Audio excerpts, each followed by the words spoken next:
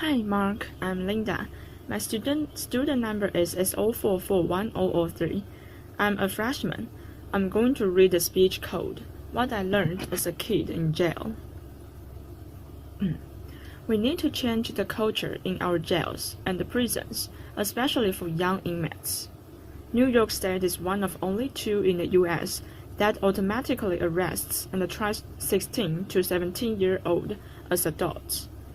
This culture of violence takes these young people and puts them in a hostile environment, and the correctional officers pretty much allow any and everything to go on. There's not really much for these young people to do to actually enhance their talent and actually rehabilitate them. Until we can raise the age of criminal responsibility to 18, we need to focus on changing the daily lives of these young people. I know firsthand. Before I ever turned 18, I spent approximately 400 days on Rikers Island, and to add to that, I spent almost 300 days in solitary confinement. And let me tell you this, screaming at the top of your lungs all day on your cell door, or screaming at the top of your lungs out the window, it gets tiring.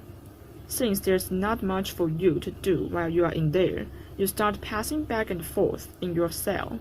You start talking to yourself, your thoughts start running wild, and then your thoughts become your own worst enemy.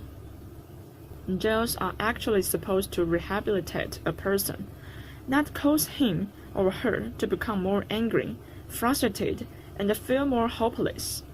Since there's not a discharge plan put in place for these young people, they pretty much re-enter societies with nothing. And there's not really much for them to do to keep them from recidivating. But it all starts with the COs. It's very easy for some people to look at these correctional officers as the good guys, and the inmates as the bad guys. Or vice versa for some. But it's a little more than that. See, these COs are normal, everyday people. They come from the same neighborhoods as the population they serve. They are just normal people. They are not robots, and there's nothing special about them. They do pretty much everything anybody else in society does. The male COs want to talk and flirt with the female COs. They play the little high school kid games with each other. They politic with one another, and the female COs gossip to each other. So I spent numerous amounts of time with the numerous amounts of COs, and let me tell you about this one, in particular named Monroe. One day he put me in between A and B doors, which separate the north and south sides of our housing unit. He put me there because I had a physical interaction with another young man in my housing unit, and he felt, since there was a female officer working on the floor, that I violated his shift. So he punched me in my chest. He kind of knocked the window out of me. I wasn't impulsive. I didn't react right away because I know this is their house. I have no wings. All he has to do is pull his pin and backup will come in immediately.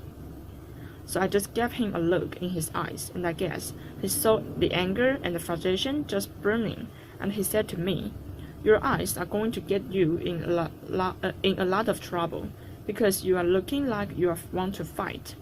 So he commenced to taking off his utility belt. He took off his shirt and his badge, and he said, "We could fight." So I asked him, "You gonna hold it down?"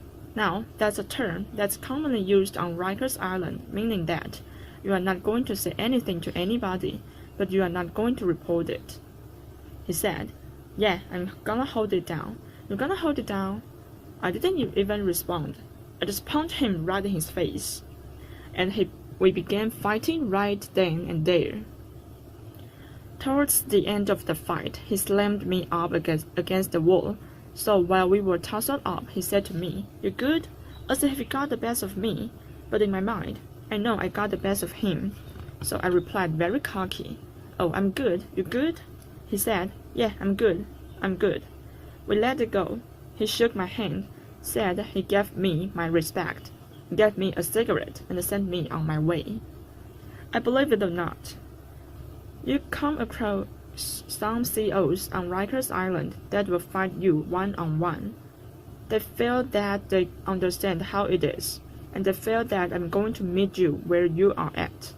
Since this is how you commonly handle your disputes, we can handle it in that manner. I walk away from it like a man, you walk away from it like a man, and that's it. Some CEOs feel that they are dealing with you. This is why they have that mentality and that attitude, and they go by that concept. In some instances, we are in it together with the CEOs.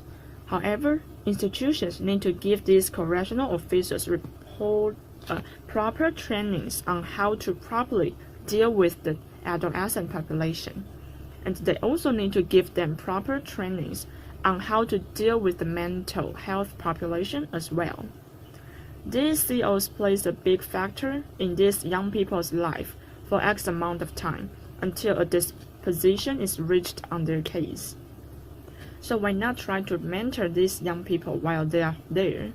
Why not try to give them some type of insight to make a change? So once they re-enter back into society, they are doing something positive. A second big thing to help our teens in jails is better programming. When I was on Rikers Island, the huge thing was solitary confinement. Solitary confinement was originally designed to break a person mentally, physically, and emotionally. That's what it was designed for. The U.S. Attorney General recently released a report stating that they are going to ban solitary confinement in New York State for teens. One thing that kept me sane while I was in solitary confinement was reading. I tried to educate myself as much as possible. I read any and everything I could get my hands on. And aside from that, I wrote music and short stories. Some programs that I feel would benefit our young people are art therapy programs for the kids that like to draw and have that talent. And what about the young individuals that are musically inclined? How about a music program for them that actually teaches them how to write and make music? Just a thought. When adolescents come to Rikers Island, C-74 and RNDC is the building that they are housed in. That's nicknamed Gladiator School. Because you have a young individual coming in from the street, thinking that they are tough, being surrounded by a bunch of other young individuals from all of the 5 boroughs, and everybody feels that they are tough. So, now you have a bunch of young gentlemen poking their chests out, feeling that I have to prove I'm equally as tough as you, or I'm tougher than you, you and you. But let's be honest, that culture is very dangerous and damaging to our young people. We need to help institutions, and these teens realize that they don't have to lead their previous lifestyles that they led when they were on the street, that they can actually make a change. It's sad to report that while I was in prison, I used to hear dudes talking about when they get released from prison, what type of crimes they are going to commit when they get back in the street. The conversations used to sound something like this. Oh, when I hit the street, my brother got the connection for this, that and the third. Or, my man over here got this connection for the low price. That's exchange information. And when we hit the town, we are going to do it real big. I used to hear these conversations, think to myself, wow, these dudes are really talking about going back in the street and committing future crimes. So I came up with a name for that. I called it a Go Back to Jail Quick scheme. Because really, how long is that going to last? You get the retirement plan with that, nice little pension, 401k, 403b, you get health insurance, dental. But I will tell you this, being in jail and being in prison, I came across some of the most intelligent, brilliant and talented people that I would ever meet. I've seen individuals take a potato chip bag and turn it into the most beautiful picture frame. I've seen individuals take the state soap that's provided for free and turn them into the most beautiful sculptures that would make Michelangelo look like a kindergarten made it. At the age of 21, I was in maximum security prison called Elmira Correctional Facility. I just came out of the weight shack from working out, and I saw an older gentleman that I knew standing in the middle of the yard, just looking up at the sky. Mind you, this older gentleman was serving us 33 1/3 to life sentence, in which he already had served 20 years of that sentence.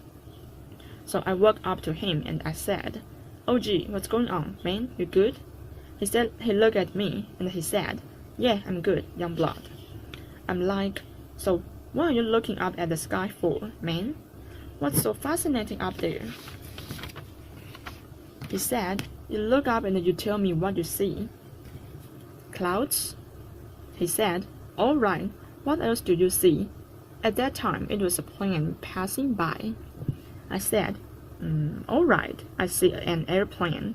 He said, "Exactly, and what's on that airplane?" "People." "Exactly. Now where's that plane and those people going?" "I don't know, you know? Please let me know if you do. Then let me get some lottery numbers." He said, "You're missing the big picture, young blood. That airplane with those people is going somewhere, while we are here stuck. The big picture is this: that plane with those people going somewhere, that's life passing us by while we're behind these walls, stuck." Ever since that day, that sparked something in my mind, and me know I had to make a change. Growing up, I was always a good, smart kid. Some people would say I was a little too smart for my own good. I had dreams of becoming an architect or archaeologist.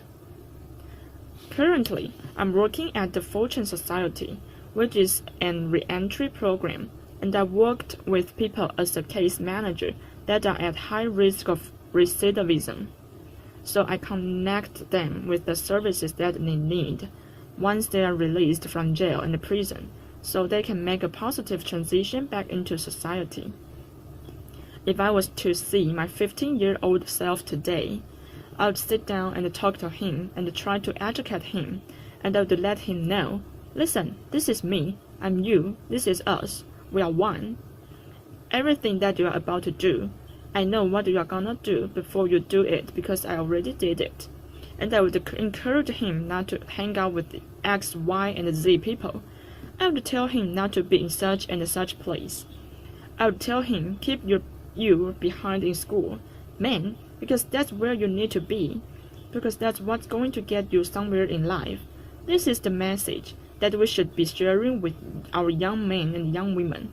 We shouldn't be treating them as adults and putting them in cultures of violence that are nearly impossible for them to escape.